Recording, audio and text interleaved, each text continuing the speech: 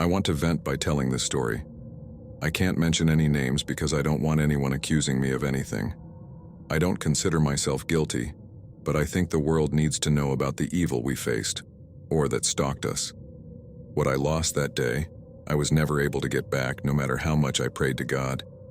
That was my punishment for being so impulsive with my crazy ideas.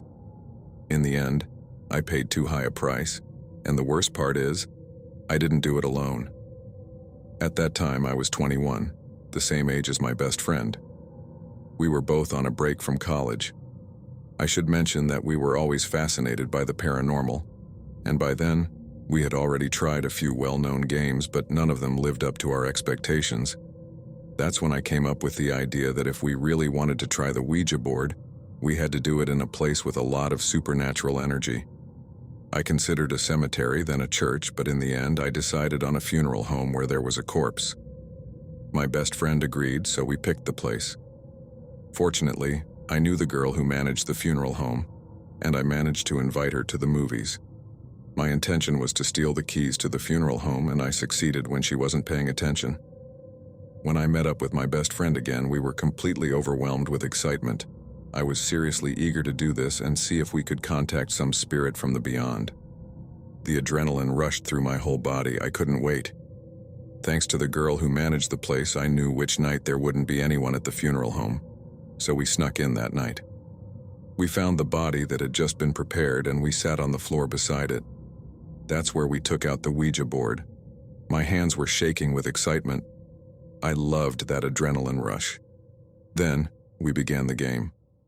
We had paper and a pen ready to write down each letter, and with our questions, we confirmed that we were indeed in the presence of not just one entity from beyond, but several. We got even more excited until one of them spelled out, letter by letter, that the body was dead, but the entities around it were not. That felt like a very strong threat, but the excitement outweighed the fear, so we continued. As we went on, I felt the need to stop the game right there. We had already confirmed the existence of these entities and had made contact with them. There was nothing more for us. That's when one of the entities asked which of us would prefer to be buried in the back of the funeral home. The excitement vanished instantly, and we both looked at each other terrified. One of the lights shattered, leaving us with only the light of the moon shining through the window. That's when we decided it was time to go. We didn't know that the worst night of our lives was just beginning. Something we couldn't see started hitting and knocking us down as we made our way to the stairs. Just as we were about to reach them, something grabbed me by the foot, knocked me down, and dragged me back to the room with the corpse. My best friend ran back for me, helped me to my feet, and we ran toward the stairs again. This time, we managed to make it to the first floor, but we got disoriented. The place was fairly large, and we couldn't find the door we had entered through. On top of that, we started hearing laughter coming from the second floor, even a woman's voice telling us not to forget the board. Seconds later, it fell from the ceiling right at our feet. We ran frantically in search of the exit, but it was all in vain. In the end, just like what happened to me, they grabbed my best friend and dragged him to the back. I tried to follow him, but once he was outside, the door slammed shut, and I couldn't open it. I ran to the window and looked out, watching as he was dragged and slammed against the walls. Seconds later, the Ouija board landed at my feet, and a phrase began to form, which I read with total shock. The phrase spelled out on the board was, "The devil is here." After that, all paranormal activity stopped. The doors opened, and my friend emerged, completely terrified and trembling. I kicked the board and we ran out of there, while behind us, we could hear horrible breathing, like something enormous. Thank God we made it out of that place and we never brought it up again. We simply tried to forget what we had experienced and hoped that nothing bad would happen to us from that night on. I can't say I haven't had frequent nightmares where I wake up crying because I can see a very dark, gloomy place filled with screams. I feel a burning sensation in my chest from how depressing it is. I believe that since that night I can see hell in my nightmares, and the devil has been watching me ever since.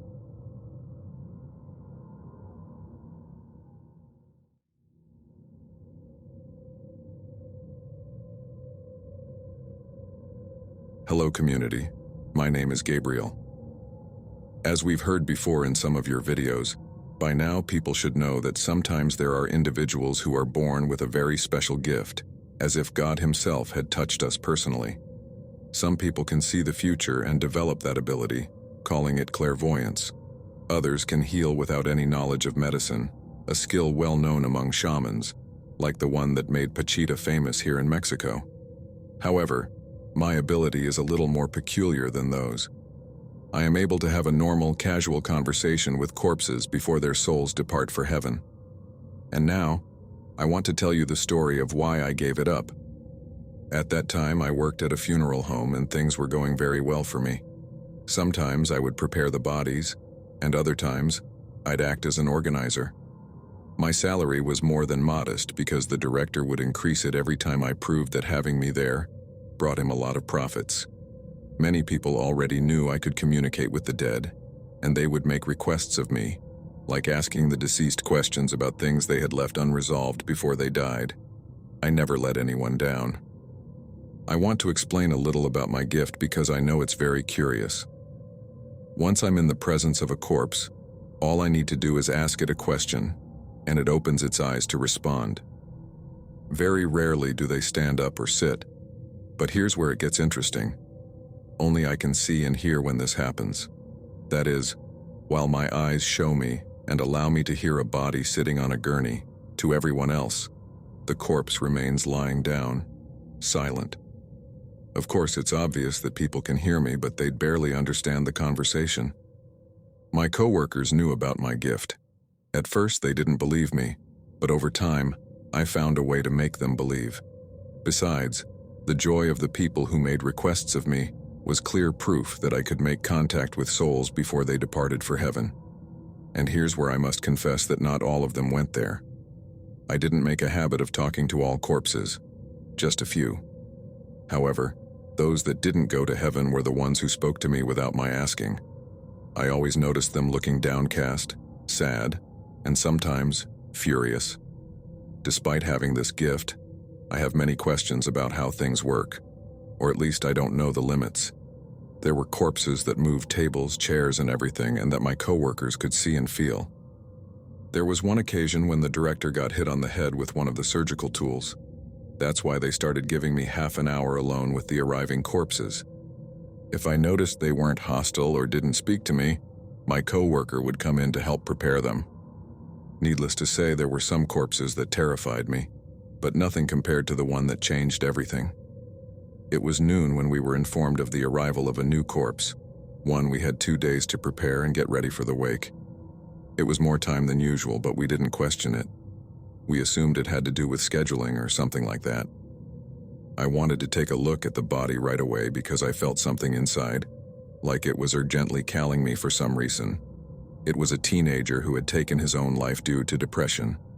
Cases like that always made me reflect. He must have suffered a lot to make such a terrible decision, but I never dared to question such things because everyone knows their own problems in life. When I was alone with the body, I whispered that I was really sorry for what had happened and waited for his response. My gift had never failed me, but that time, the body didn't respond or open its eyes. In fact, it made no movement at all. I looked around, my heart racing, my mind blank, unable to form any hypothesis about what was happening. I asked another question, but still, there was no response. Just then, my coworker arrived to tell me we would just be making a few final adjustments to the body, and that it would be ready by the next day. That's what we did, and during the process he asked if the body had said anything to me yet. I replied no, and that was all I said because I didn't want to talk about it. My facial expression spoke for me. I wasn't afraid of losing my gift. In fact, I would have understood if that was the case, but I knew there was something more to it. The next night, when it was time to finish preparing the body for the wake, my coworker called to tell me he wouldn't be able to come to the funeral home and asked me to cover for him. I had no problem with that because I often asked for those same favors myself. I put on the necessary attire to get the body ready and started. But 2 hours later, the corpse opened its eyes and stared directly at me. I jumped back, nearly falling over and stumbling into the table behind me. The body sat up without taking its eyes off me. I was speechless, and then it told me to give up my gift, because evil had already noticed what I was doing, and it wouldn't be long before they corrupted or harmed me. I kept my composure and told him there was nothing to worry about, but he insisted, revealing that his death wasn't a suicide but rather caused by a powerful demon that no one could tell had possessed him. I found that curious because possession usually leaves a lot of signs in humans, but I stood my ground, saying there was nothing to fear, and that's when I witnessed the greatest paranormal activity of my life. The tables started moving back and forth, tools flew through the air, and I heard countless voices telling me to run, or else they'd end my life. The same corpse told me to leave, saying I'd be safe if I resigned myself to never using my gift again. I had no choice but to run out of the funeral home and go home. The next morning, I was surprised to find the body already prepared and ready. Someone had finished the work, but I never asked who. I cleaned up everything scattered on the floor, and when my boss arrived, everything was set. The wake took place, and after that, I announced that I would never use my gift again. I preferred to stay alive. Since then, I haven't heard from a single dead person.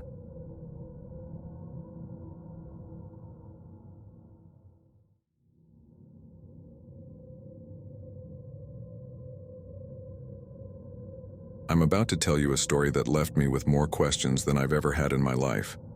It was something so mysterious that to this day, no one has been able to explain it. I'm aware that there are many mysteries in the world, and that evil manifests in ways humans still can't comprehend. But what I witnessed was completely macabre. I was one of 2 people responsible for preparing bodies in a funeral home for their respective wakes, which we did when families decided they didn't want to cremate the deceased and keep their ashes. My coworker was kind and, I must admit, much more skilled than I was. Sometimes she would give me tips on how to improve because, at that time, I had only been working there for 8 months. I often asked her if she had ever had any paranormal encounters, and she would respond that she had experienced certain things but wasn't sure if she could categorize them as paranormal. However, she made it very clear that working in a funeral home meant being close to the souls of the unfortunate people who had lost their lives, so it was impossible to work there for so long without feeling or seeing something that didn't seem of this world. On that, we agreed. In some way, we were close to the barrier that divided the world of the living from the dead. I always kept my faith in God intact, trusting that He would protect me from all the evil in the world, or at least from the evil surrounding me. Honestly, I wasn't too worried about those things. I tried to be very respectful of the bodies and attended wakes to show my respect. Then came the day when they didn't bring us just any body, but that of someone I knew. Someone I had shared good times with, enough to know they were a good person. I was shocked to learn of their death, and my coworker noticed what was going on. She even told me that if I wanted, she could handle the preparation on her own, no problem. But I refused, knowing I had to maintain a professional stance. I did what I could, but soon I told my coworker that I accepted her offer to cover for me while I took some time to visit the home of my deceased friend. They had treated me well in the past, and I had to show some respect. So I went, spoke with the family, and offered my condolences. But it didn't take long for me to ask how it had happened. Apparently no one knew. He just had a heart attack while sleeping, and that was it. I couldn't believe it, not after knowing he lived such a healthy life, exercising and all that, and he wasn't even 30 yet. I also inquired about his twin brother. I hadn't seen him at the house, and the family said they hadn't seen him since my friend's death. That seemed odd to me, not normal behavior, as he should have been at home at least supporting his mother. I wasn't a detective, but I cared a lot about him, and the intrigue wouldn't let me rest, at least not without trying to uncover the truth. The problem was, I had no tools or clues, and the funeral home director had asked for my help with the arrangements for the wake. In the end, all I could do was pray to God to have mercy on that poor soul and allow him into His kingdom. That same night before the wake, I received a visit from an old lady at the funeral home. She said she wanted to speak with me, so I went downstairs to meet her. It wasn't a long visit. She was there just to tell me that evil was going to be at the funeral home the next night and that I should be very careful. That was even stranger. I didn't know this woman, and it was the first time I had seen her. I found it odd that she had come there specifically to find me and tell me that. I couldn't figure out her purpose. It was as if she was warning me about something, but I couldn't decipher what.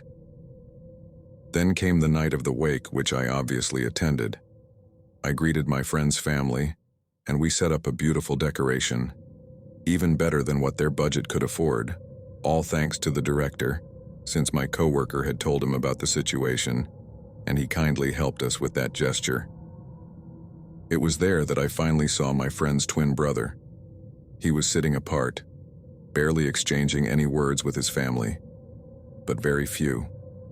My mind was telling me that something very strange was happening, but I couldn't play detective because we were at the funeral home.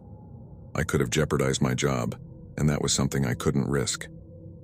Suddenly, he stood up and moved to a secluded area of the funeral home. I took advantage of that to follow him and see what he was up to. Once alone, I could see him from behind, and I asked if he was okay, or if he needed help. But then, I started hearing whispers, as if he were murmuring. I had no choice but to circle around and look at his face, and that's when I froze. His eyes had no pupils. They were completely white. He was talking to himself, saying that he had to do it, that he had no other choice but to give his brother's soul in order to save himself. Otherwise, he would come for him. I found it hard to believe he wasn't talking to me, as he wasn't even aware of my presence. It was as if he were in some kind of trance or something like that. I can't describe it any other way. In the end, my boss called me and I had to leave him there alone. But when I tried to go back, he was gone. I had to return to finish the wake with my coworkers. Days later, I found out that my friend's twin brother had disappeared, and no one knew where he was. The police launched a search, but it was in vain. They never found him. That was the last I heard about the case. I was left with many questions, but one thing became clear to me. My friend didn't die of a heart attack, at least not in a natural way. Only God knows the truth. That's all I can say. Thank you all for listening to my story.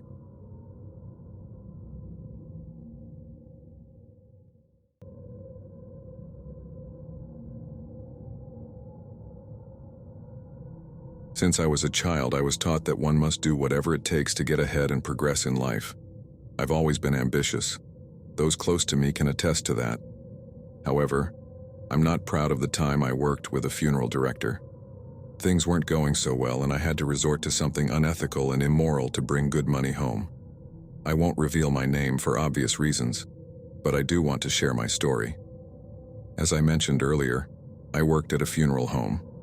I had a good relationship with my colleagues and the director.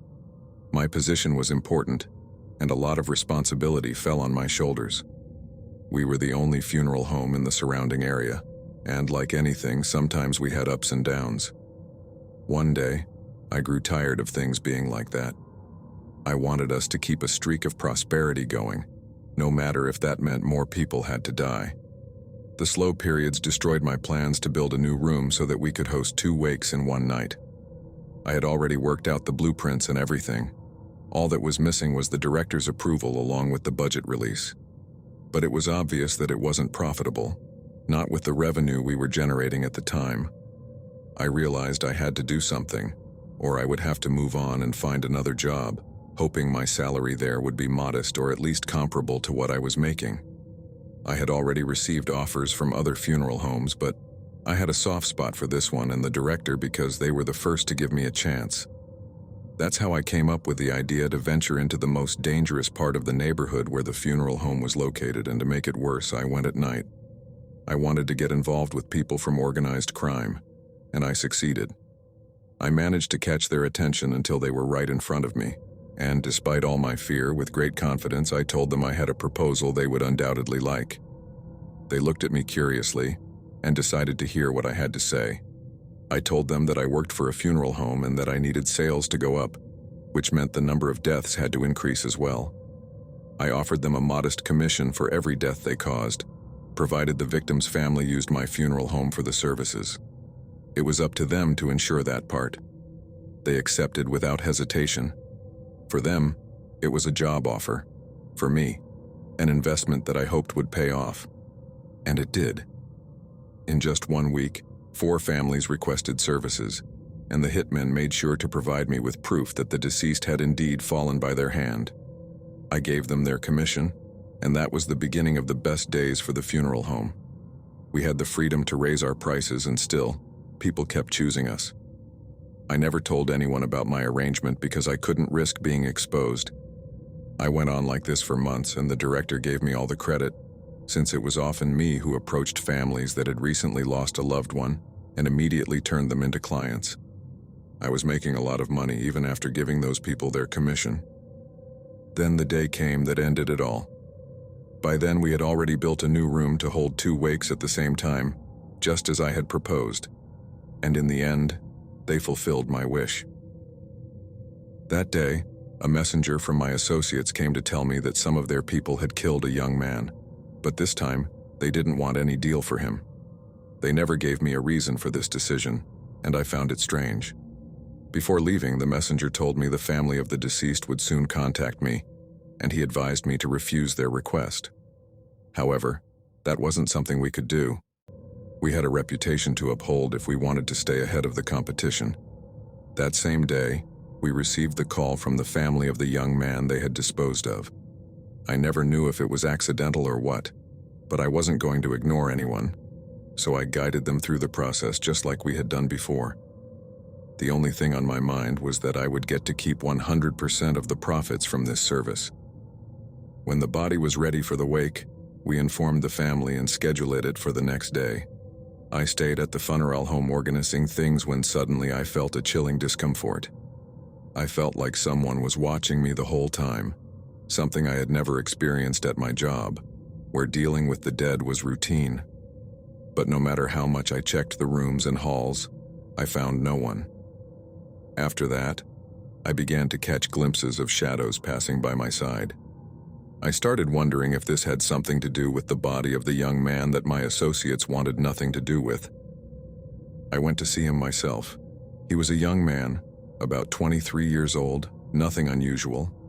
I finished preparing everything and left, but I made sure to memorize the face of the deceased. The next day at the wake, I would experience the biggest shock of my life. The family was gathered around the young man's body, but in the back, near the last row of chairs, I noticed a well-dressed young man hiding behind a column, only half of his body visible as he stared at the coffin. He caught my attention, so I approached him to have a conversation, but I was stunned to realize that it was the same young man who was supposed to be dead. I thought I was hallucinating or that it was someone who looked just like him, but no, it was him. And just as I came to that realization, he moved fully behind the column and disappeared completely. I rushed to the lobby asking myself what I had just seen. That's when I noticed the young man's father following behind me. He asked, with a mix of curiosity and impatience, if I had seen anything. I had no choice but to tell him what I believed I had witnessed. When I finished telling him, I looked at his face, waiting for his reaction. But instead of crying or being filled with sorrow, the man broke into a huge smile, as if he had just received the best news. Without caring what I thought, he began to tell me everything with great enthusiasm. He said his son had succeeded, that after years of praying and performing black magic rituals, his son had finally been able to deliver his soul, transcend and achieve eternal life in the astral plane. In this state, his son could take revenge on those who had ended his life, condemning them to eternal torture in hell. I had no words after hearing all that. I could only stand there in shock, and he simply thanked me for trusting him enough to tell him what I saw. After that, he returned to the wake, now with a completely different attitude than before. I just waited for the service to end and for everything to be over so I could forget about it. And curiously, after that, the criminals never contacted me again for our deal. Honestly, I'm glad it ended because who knows what happened to all of them. They're probably no longer alive, and if I had continued, maybe I would have ended up like them.